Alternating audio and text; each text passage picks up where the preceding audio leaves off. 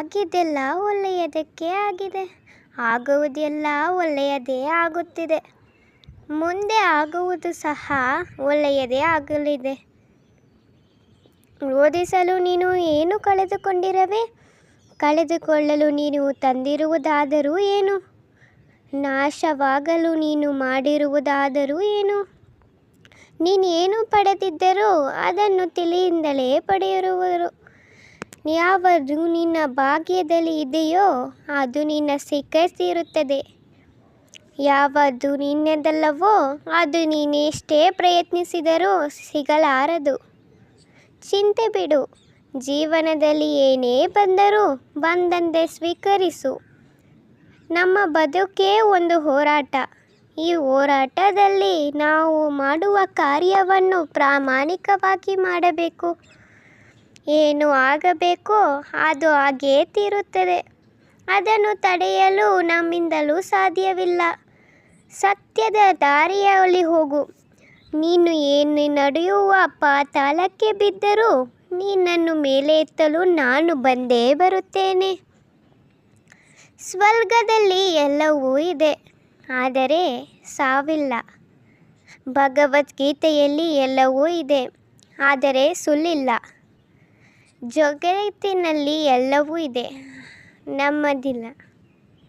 ಇವತ್ತು ನಿನ್ನ ಎಲ್ಲ ಮಾನವರಲ್ಲಿ ಎಲ್ಲವೂ ಇದೆ, ಆದರೆ ಶಾಂತಿ ಇಲ್ಲ.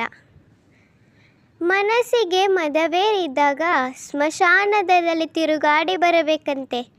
ಏಕೆಂದರೆ ಅಲ್ಲಿ ನಾನು ನನ್ನಿಂದಲೇ ಎಂದು ಹೇಳಿದಾಗ ಎಷ್ಟೋ ಜನ ಮಣ್ಣಾಗಿರುವವರು ಕಾಣಿಸಿಕೊಳ್ಳುತ್ತಾರೆ. ಭಗವಂತ ತಡೆ ಮಾಡಿದರೂ ನ್ಯಾಯ ಮಾಡುತ್ತಾನೆ, ಆದರೆ ಅನ್ಯಾಯ ಮಾಡುವುದಿಲ್ಲ. ತಡ ಆಗುವುದರ ಹಿಂದೆ ಅದ್ಭುತಗಳು ನಡೆಯುತ್ತವೆ, ಕಾದು ನೋಡಬೇಕು ಅಷ್ಟೇ. ಎಲ್ಲ ಹೇಳುತ್ತಾರೆ, ಮನುಷ್ಯ ಖಾಲಿ ಕೈಯಲ್ಲಿ ಬರುತ್ತಾನೆ, ಕೈಯಲ್ಲಿ ಹೋಗುತ್ತಾನೆ ಎಂದು. ಆದರೆ ಮನುಷ್ಯ ಬರುವಾಗ ಭಾಗ್ಯದ ಜೊತೆಗೆ ಬರುತ್ತಾನೆ, ಹೋಗುವಾಗ ಕರ್ಮದ ಫಲ ಕೊಂಡು ಹೋಗುತ್ತಾನೆ. ಬದುಕುವುದಕ್ಕಾಗಿ ದುಡಿಯುವುದು ಅನಿವಾರ್ಯ. ಹಾಗಂತ ಫಲದ ಮೇಲೆ ಕಣ್ಣಿಟ್ಟು ಕೆಲಸ ಮಾಡಿದರೆ ನಿರಾಸೆ ಹೆಚ್ಚು. ಕೆಲಸವನ್ನು ಶ್ರದ್ಧೆಯಿಂದ ಪ್ರೀತಿಯಿಂದ ಮಾಡಿದರೆ ಫಲ ಇಂದಲ್ಲ ನಾಳೆ ದೊರಕುತ್ತದೆ. ಒಂದು ಬಾರಿ ಅರ್ಜುನ ಶ್ರೀಕೃಷ್ಣನನ್ನು ಕೇಳಿದ, ಈ ಗೋಡೆಯ ಮೇಲೆ ಒಂದು ಸಂದೇಶ ಬರಿ. ಅದು ಹೇಗಿರಬೇಕು ಎಂದರೆ, ಖುಷಿಯಲ್ಲಿದ್ದಾಗ ಓದಿದರೆ ದುಃಖವಾಗಬೇಕು, ದುಃಖದಾಗಿದ್ದ ಓದಿದರೆ ಖುಷಿಯಾಗಬೇಕು.